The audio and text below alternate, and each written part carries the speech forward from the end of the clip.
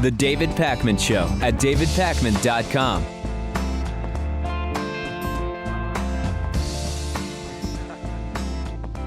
You know, I thought that on yesterday's show, we did a segment on the outrageous reactions and commentary related to the UCSB stabbing and shooting multiple murder that happened involving Elliot Rodger. I thought that because we played all sorts of different clips and read comments to you from different so-called experts saying any number of insane things and making speculations related to the shooting. However, after we got done with yesterday's show, I found that there was a whole new list of even crazier stuff that's been said related to this shooting and stabbing incident. And one of those people involved in the media mayhem is Glenn Beck.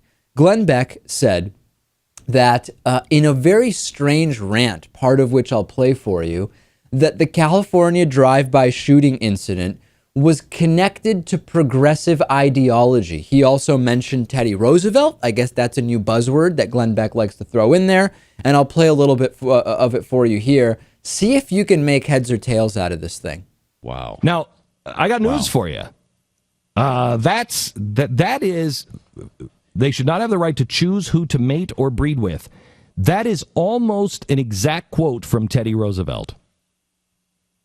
That is almost an exact quote from Teddy Roosevelt. But did he say that about women or defectives, as they call it? He said about people, that they should not have the right to choose. Because they were trying to make a stronger race. They were trying to build a master race. They were trying to breed progressives. Out. Yeah. The progressives, he was a Republican. The progressives said, let's weed out all of the deficients. And then for Margaret Sanger, it was minorities. Correct. So they're the only ones that I have read.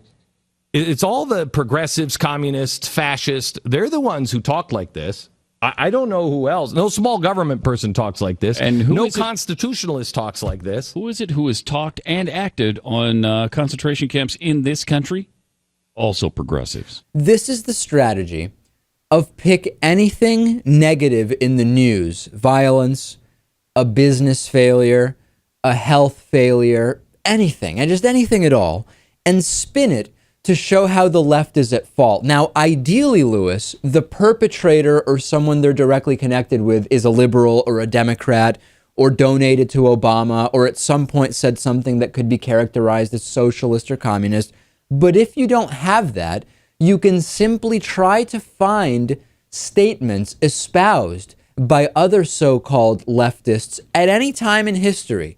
And if you can draw a parallel between something the perpetrator said or did ever in their lives and what another leftist, so-called leftist, said or did ever in their lives, there you have it. Clearly, progressives were directly responsible for the UCSB drive-by shooting. Yeah, I think this is one of those cases in which you really have to be grasping for something to try and make that connection. Because to me, if I think about someone who goes and shoots an abortion doctor, the Tiller killer, if you will, I think there's a very clear motivation. There's a very clear ideology behind that, and it's very easy to point out. This is a little bit different for me. To address specifically the facts that Glenn Beck is purporting to state, just so we can get this on the record, he's completely BSing you, right? The misguided theory of eugenics, which is what Teddy Roosevelt was alluding to in the quote that Glenn Beck used, was pretty widespread in the early 20th century, and it was advocated strongly not only by these so-called progressives that Glenn Beck is talking about, as well as fascists and communists, etc., but also by many evangelical Christian leaders. But we don't hear about any of that from Glenn Beck, Lewis. This has been documented pretty widely by Christine Rosen in her book called Preaching Eugenics, Religious Leaders in the American Eugenics Movement. It's very popular when you do Hitler comparisons and eugenics references to talk about socialists and communists. Never from the American right will we hear about the evangelical Christian conservative movement that also was quite into eugenics. Well, who knows if they even know that they were into eugenics. I mean, overall, eugenics worldwide has had quite a history and is pretty popular. But yeah, we're grasping here. moving from Glenn Beck to Joe the Plumber. Joe the Plumber, who is not actually named Joe and is not actually a plumber, a licensed plumber, doesn't really matter. We still call him Joe the Plumber. Joe the Plumber is a guy who built his entire public persona around lies, claiming to be a licensed plumber when he's not, claiming to be a guy about to buy a business making $250,000 a year when he wasn't, without anyone asking, as far as I know, Joe the Plumber for his opinion about the UCSB drive-by shootings. He decided to weigh in by writing a letter to the families of the victims. That's right, Samuel Wurzelbacher, the unlicensed plumber, wrote a letter published on the so-called Christian website Barb Wire, where he said, "The deaths of the innocent victims of the UCSB shooting do not trump his constitutional rights to own a gun." He said that the incident from over the weekend is going to be exploited by gun grab extremists, as are all tragedies involving gun violence and the mentally ill, by the anti-Second Amendment left. And he goes on to say, and this is the key line, "I'm sorry for the loss of your child. I myself have a son and daughter, and the one thing I never want to go through is what you're going through now. But as harsh as this sounds, your dead kids don't trump my constitutional rights." Reaction, Lewis? Well, why was he prompted to what prompted the writing of this letter? Was it the response of some of the parents? Was it the guy who was criticizing the NRA? It was, and nobody asked Sam Wurzelbacher, Joe the Plumber, to comment on this, but he felt like he just could not resist making some kind of a comment because of the father of the victim, who did in part blame the NRA and politicians who refused to take action around gun violence. And even the NRA, one of the most despicable organizations who just wants to promote the sale of more guns, period. Doesn't matter what else comes with that. Even the NRA has, the good sense, if not the good taste, to keep their mouths shut for at least a few days after a mass shooting. And a cynical person might think that Joe the unlicensed plumber was capitalizing upon this as an opportunity to maybe, get his name back in the limelight. That is exactly what I was thinking. I think he loves being in the spotlight, and this was just a great opportunity. Baxter, a commenter on Huffington Post, wrote the following, which I think is incredibly salient. He said, "In America, on American soil, innocent people living their day-to-day lives should just be expected to, quote, deal with the fact that at any given moment, someone may open fire around them or in a place where their loved ones are in a domestic terror attack. Nothing should be done. No one should be held accountable. People's right to own guns trumps the lives of innocent children. Meanwhile, in the country of Libya, in the city of Benghazi, Christopher Stevens, Sean Smith, Tyrone Woods, and Glenn Doherty, all of whom understood the risks of their jobs and the embassies they were stationed at, were killed in an overseas terrorist attack, and the American people have been forced to pay millions for 13 public hearings that haven't turned up anything new in 11 months. And other than saying that the Benghazi attacks, incorrectly saying were at an embassy when they were at a consulate, this is an incredibly salient comment about the double standard with which we can't really explore the gun violence aspect, but we need hearing after hearing in Benghazi where people who knew the dangers tragically died.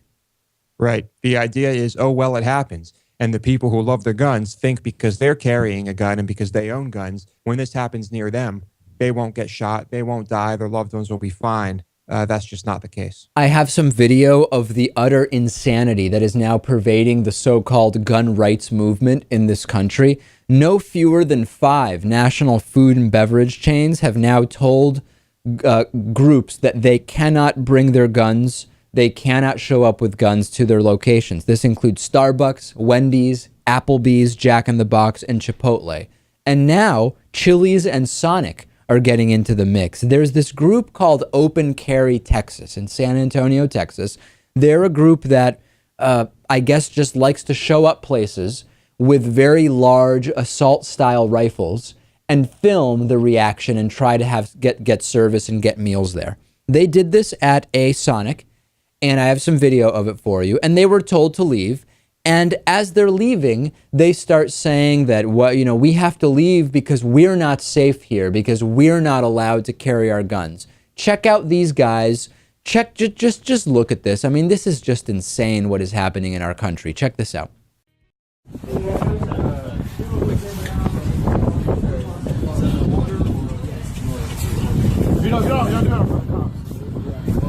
Yeah, the cops are cool. Yeah. Okay, total for number 1 will be 553, total for number 2 will be 648, total for number 3, 737, number 4, 640, 659, number 6, 681, number 5, 1015, and number 7, 746. Anything else? Yeah. No, wait outside though. Can we wait outside? I'm not gonna serve you all this. Yeah, cancel the orders. All right, have a good day, sir. All right. Man, that's the second time in a row. Dang.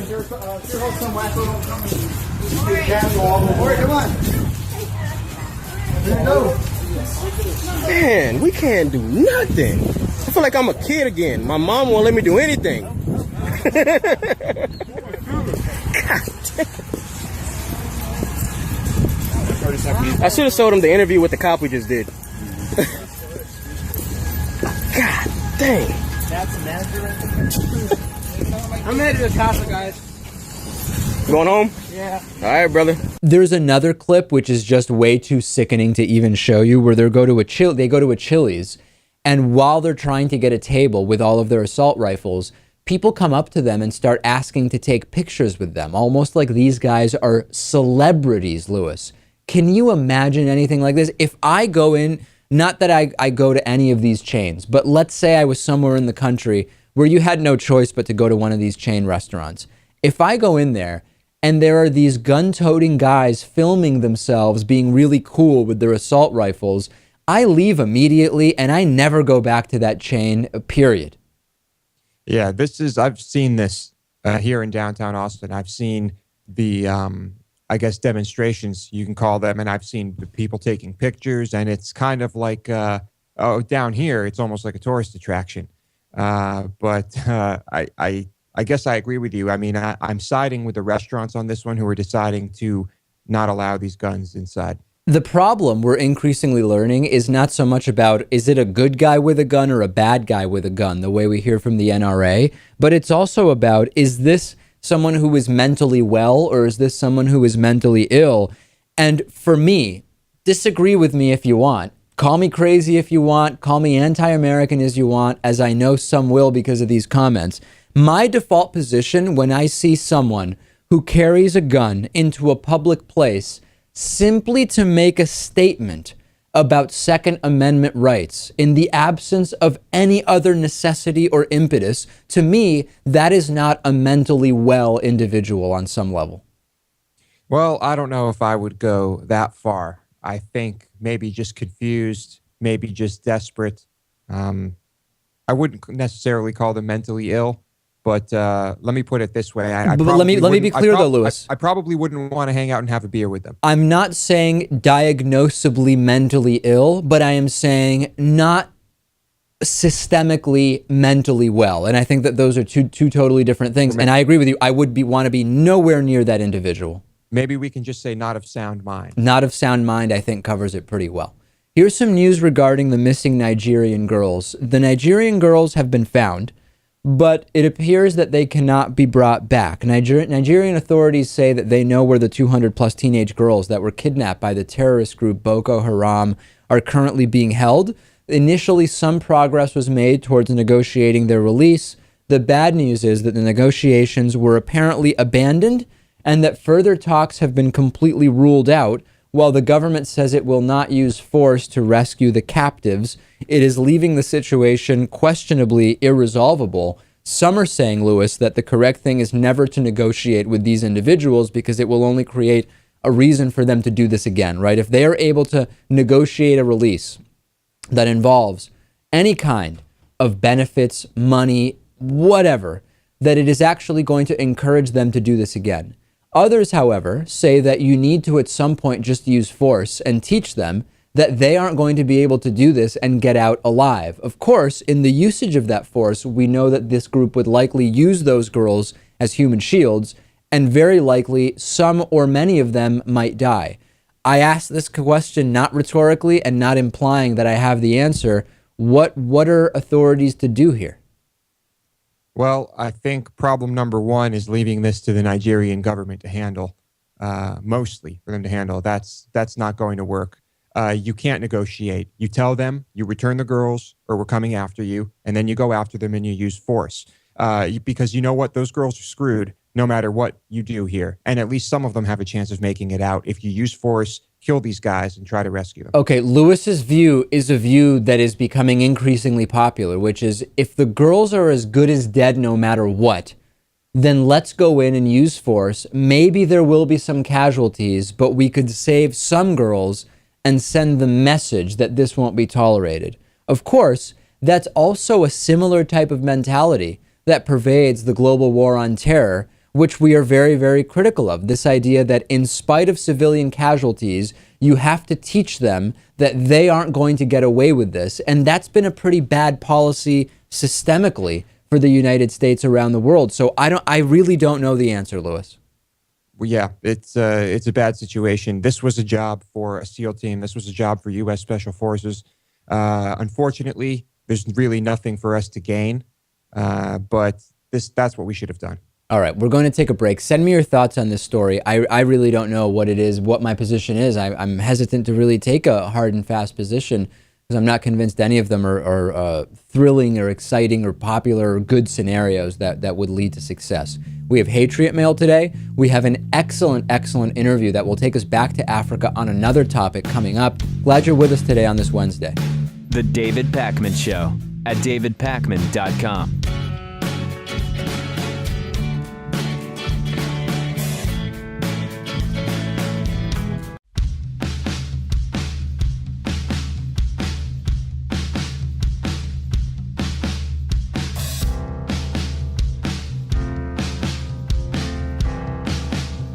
Welcome back to the David Pakman Show. The David Pakman Show membership program is made possible in part by liberalbias.com. Liberalbias.com now presents weekly videos on the Liberal Bias Video YouTube channel. Check out Liberal Bias Video on YouTube and learn all of the ways reality has a liberal bias. Today's new member of the day is Matt Hauser. Join Matt as a David Pakman Show member at davidpakman.com/membership. Now with samples of almost all membership benefits. Very exciting stuff. Check it out for free. Why not? davidpakman.com/membership. Today is Wednesday. It is Hatriot Mail Day, and we have a new Hatriot Mail opener. Listen to this. Because it's God's divine plan that every child be born, but an act of patriotic duty to snuff that bastard if he sets a foot near your stuff. Patriot Mail. Written by patriots who hate David Pakman. Because America. And because freedom. All right, this is the media tour edition of Hatriot Mail. If you remember a few weeks ago, I did a little media tour around Brendan Eich being ousted, choosing to resign after being told he probably should from Mozilla Corporation. And I was on Fox News, I was on a few different shows, and it led to a litany of Hatriot Mail, mostly from Fox News viewers. We're going to play two of these for you. Let's listen to the first one.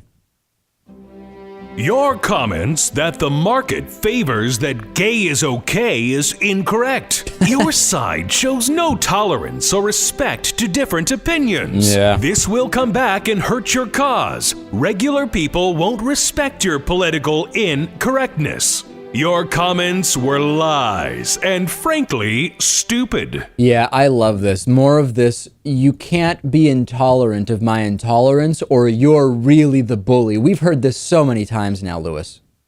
All the time, David. It's like the number one retort when you accuse someone of intolerance or bigotry. All right, one more of these. This is from the Mozilla Media Tour on conservative media a few weeks ago. Check it out. About oppositioning to CEO Brendan Eich. David Pakman is a disgrace to free speech TV and should be ashamed of himself and should resign from the network. I think that this person does not really understand our relationship with free speech TV. because since I'm not employed by Free Speech TV, imagine, Lewis, if I started resigning from places where I didn't work. Like if I just said, you know what, I'm resigning my position at the White House. I've disgraced myself, as the person said, and I'm just going to resign. David, try resigning from your Jewish masters. That's the hard part. Yeah, that's next week on Hatriot Mail. Just wait to see what we've got. The recent talks about anti-Semitism have spurred a completely new level of anti-Semitic Hatriot Mail. Just wait until next week. I think you'll enjoy it. Neil deGrasse Tyson's Cosmos series on Fox is really, really, really freaking out the American right. There's a really good article on Salon.com written by Sean McElwee, and I'll read some excerpts and then we'll discuss it. The religious right has been freaking out about Neil deGrasse Tyson's Cosmos for what feels like an eternity, and Sean says, while the theological complaints seem laughable for their rancor and predictability, it is time we thought harder about what they represent, because the Christian right's Cosmos agita actually indicates a far deeper problem in religious conservatism, the selective acceptance of Enlightenment values. Religious conservatives have selectively adopted the legacy of liberal Enlightenment from free speech to science and jettisoned it when it does not suit their narrow ideological aims. This is the habit of shifting from a high praise of liberal values on one issue to utter contempt on another. Of course, our various liberal values will come into conflict frequently and must be weighed, but we must be disturbed by how quickly some, particularly on the religious right, are willing to twist these traditions for their own gain. And Sean goes on to talk about a really good example, which is that religious fundamentalists seem to have one view about gravity and a very different view about the age of the earth.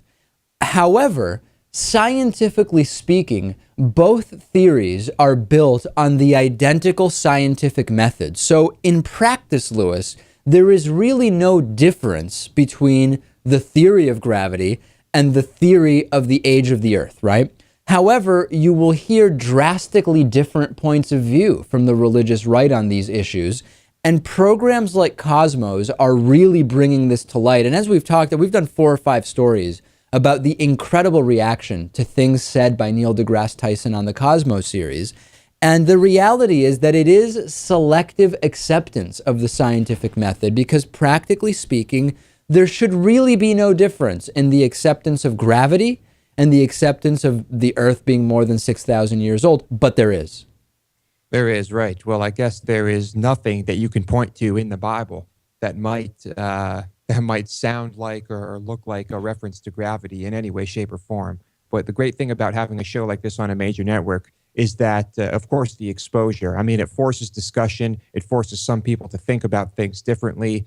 Just the exposure overall is fantastic. Well, Neil deGrasse Tyson has instantly become one of the most simultaneously feared and hated people by religious fundamentalists at this point. And, you know, a national platform on Fox network of all networks to explain in simple terms, depending on the topic, the terms can be more or less simple, what the current scientific understanding is of our existence, is both making the right-wing extremists very angry, but also very scared. And we can't forget that that fear aspect of it is a really big driver in the reaction to the program. Right. And if people are afraid of the program, I think that means it's working pretty well. Yeah, no question about that. Absolutely. Let's take a break. Next, we're going to talk to Dr. Kapia Kaoma about right-wing involvement in sexist and anti-gay laws in Africa. He's a fascinating individual. I hope you'll stay with us. I hope you'll also check us out on Reddit. Go to davidpakman.com/Reddit. That's REDDIT. The David Pakman Show at davidpakman.com.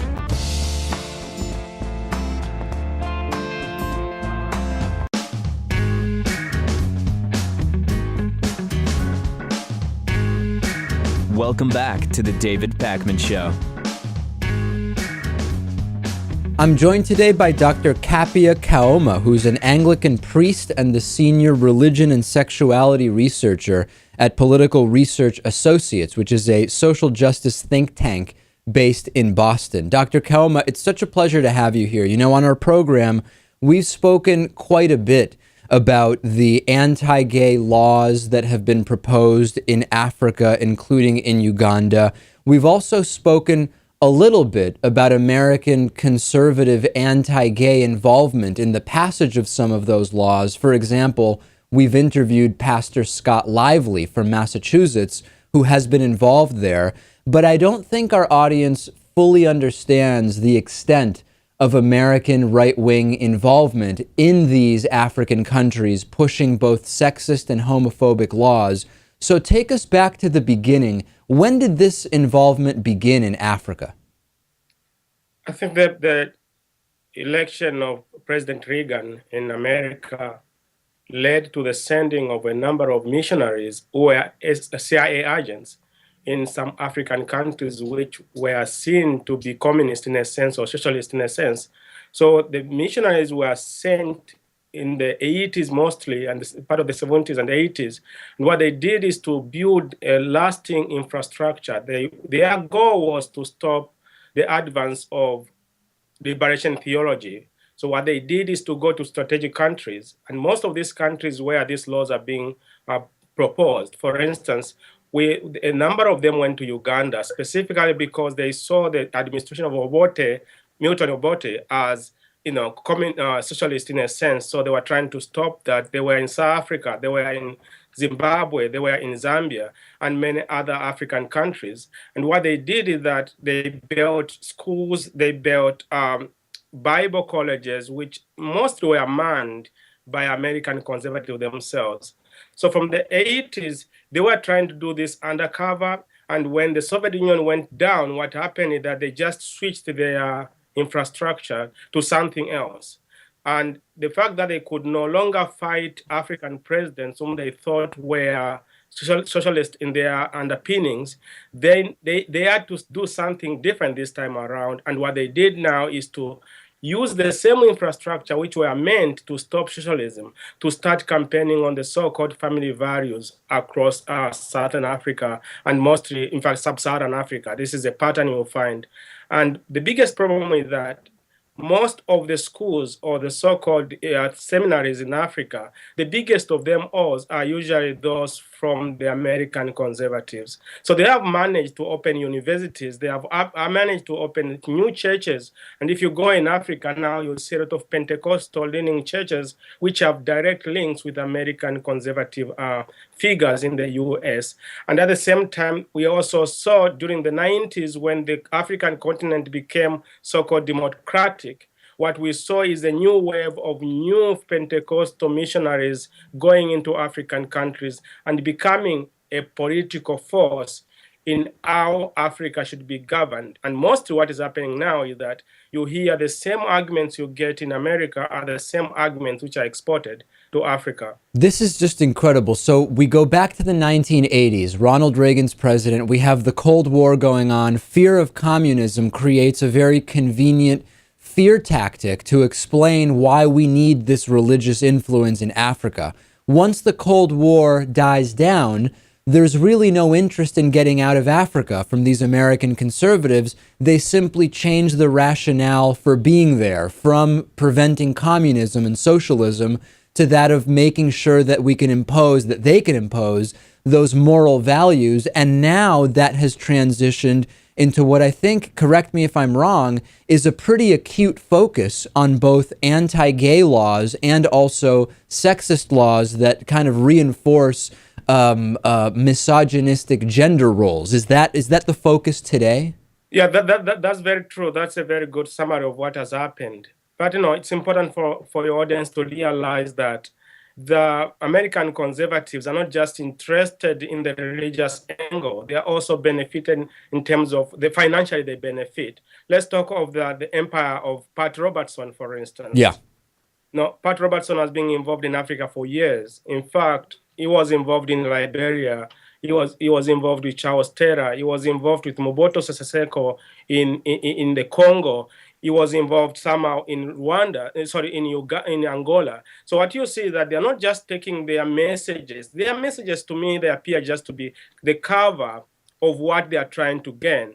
And the other thing I have to point out is this, Pastor Rick Warren of Saddleback Baptist Church, for instance, is being traveling to Africa. And what he does, every time he goes to Africa, he goes with an empire of businesses. Business entrepreneurs are joining him on these trips. So what they are doing, in fact, they're not just interested in the homophobic kind of laws. They are trying to get something from Africa, and in terms of in that case, it has to do with their business interest as well. So they are getting both ways. They present the theology just as Kenyatta once said, that the white man came to Africa and asked us to pray, and when we closed our eyes, they gave us the Bible, and then they took our land.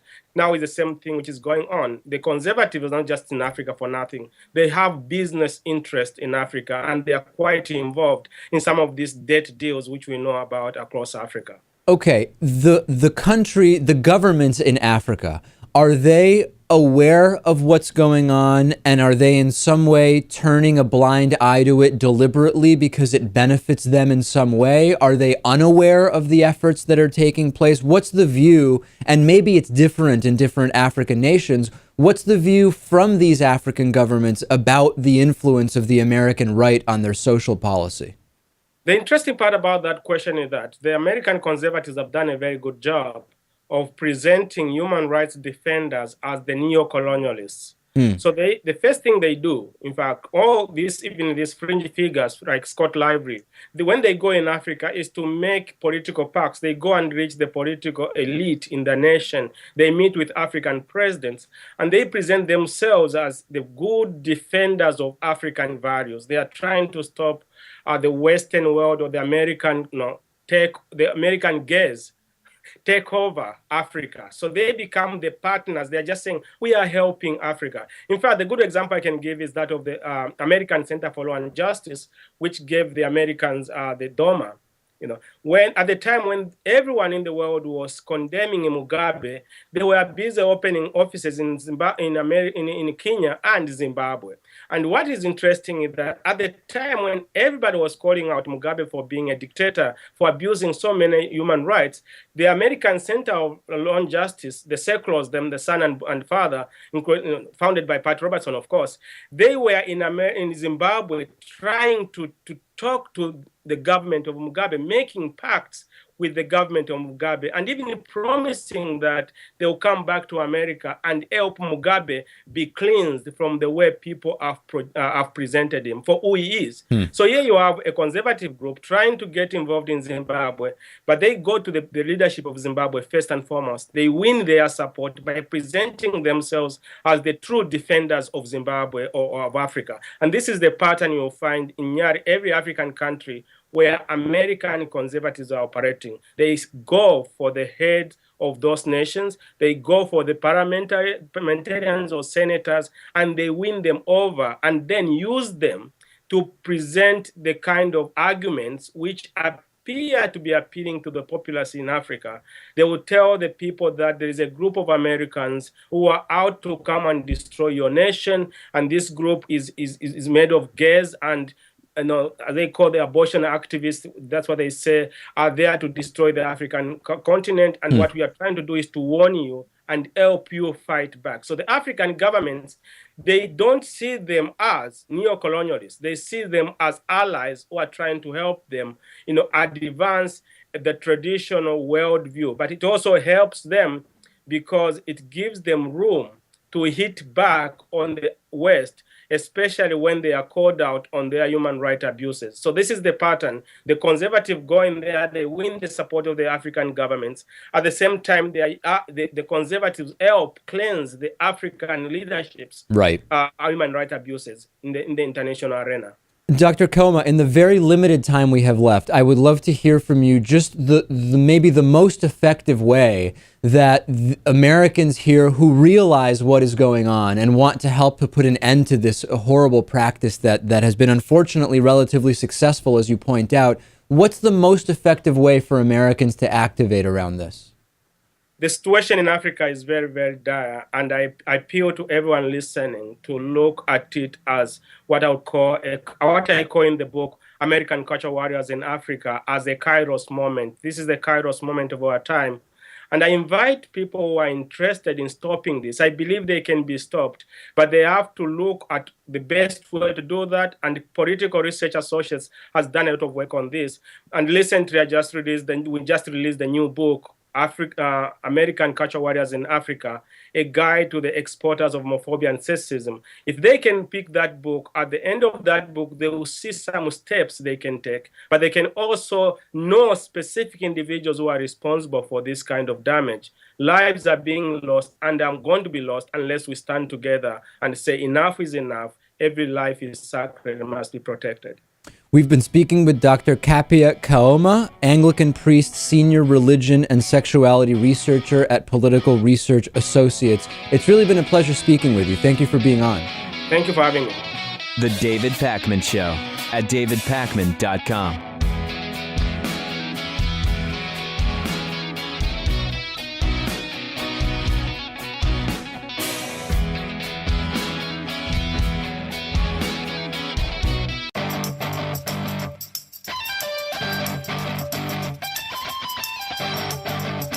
The David Pakman Show at davidpakman.com. Last week, I told you the story of a South Korean TV station photoshopping two images of Kim Jong-un and a drone to make it look as if though Kim Jong-un was checking out a drone in North Korea. That wasn't the case. And we now have an update from a different story from North Korea from months ago about Kim Jong-un's girlfriend being executed. The ex-girlfriend of leader Kim Jong-un was reportedly executed by a firing squad last year. She turned up apparently alive and well on state television. Her name is Hyun Sung-wol, a singer with an all-female band, who was reportedly one of 10 to 12 people killed by firing squad because of her involvement in some pornographic videos sold in China. It appears, Lewis, based on a new video where she was shown speaking on Friday at a national meeting of artists in Pyongyang, that she is alive and well. Her execution had been reported initially by Chosun Ilbo, a South Korean newspaper known for its staunchly anti-communist views. Tommy wrote to me about this, saying, I think you should cover this story. I think we should be very skeptical about what we hear about North Korea these days, because so much of it seems to be based on rumors in South Korean tabloids. We were told all these people were executed, and now they're turning up alive. I could not agree more with Tommy. And like I said last week, this is a horrible regime. And when we see multiple salacious but ultimately false reports, it's not good for anybody other than the regime, because it simply points out that they are being made out to appear worse than they are, which is hard to do given how bad they actually are. It's not helpful to anybody who wants regime change, and certainly not helpful to the North Korean citizenry. And this is just not a good thing now that has started to happen with multiple false reports related to what's happening in North Korea when there's so much real stuff going on there. I agree. I still have to wonder if this is true. We don't see anything or hear from her for over a year. How do we know that this footage was not pre-recorded? No, it wasn't over a year. It was towards the end of 2013, remember? So it has been months, admittedly. You're right. It could have been pre-recorded, but there was absolutely no indication from everything else included in the video that it was old video. I mean, you're right. Even the report that it was a false report could be a false report. I know what you're saying.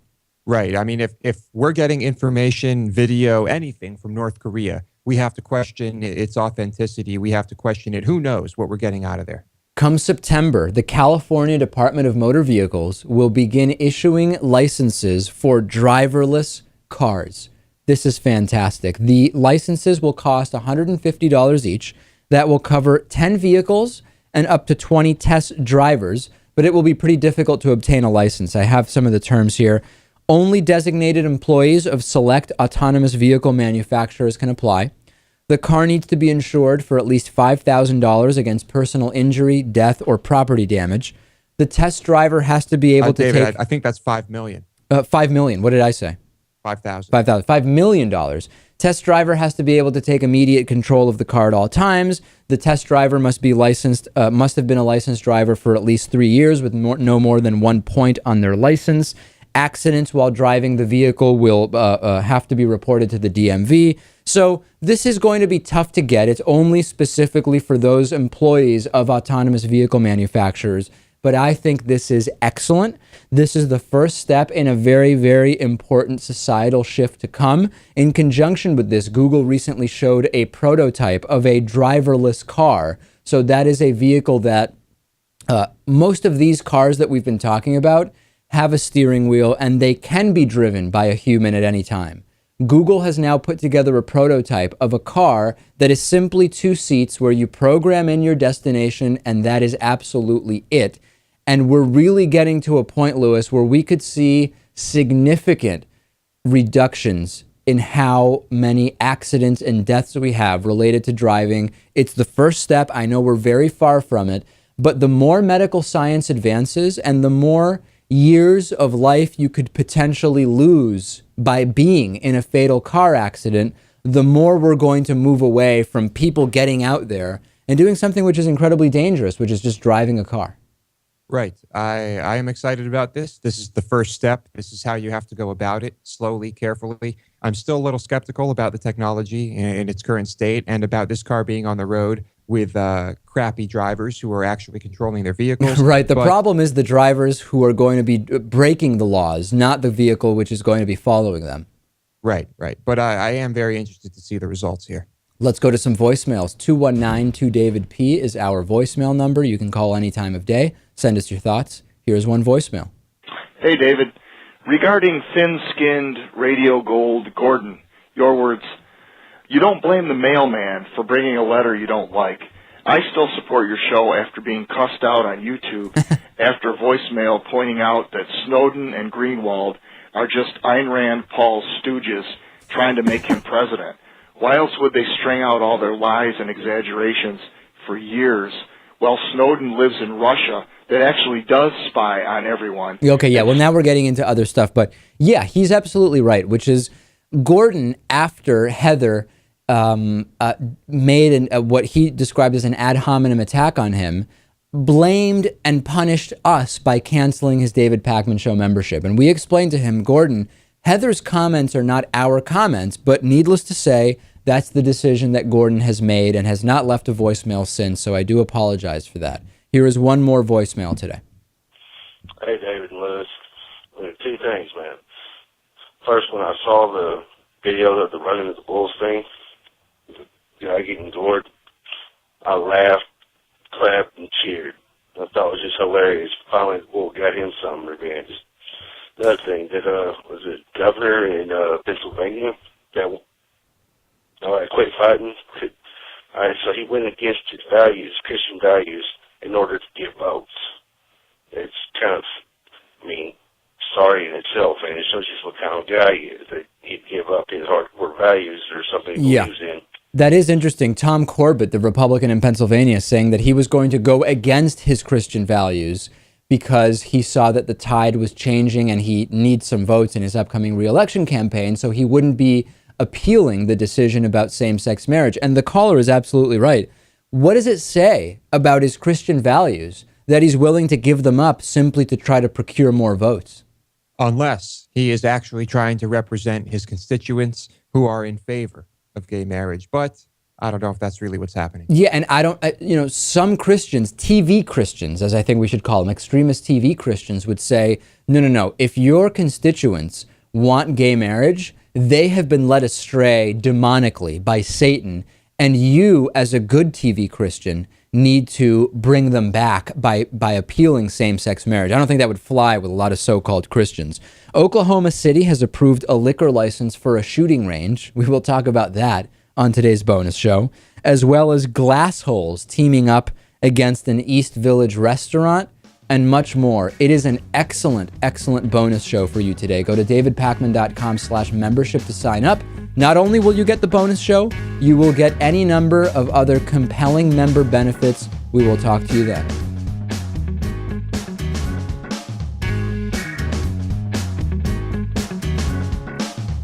The David Pakman Show at davidpakman.com.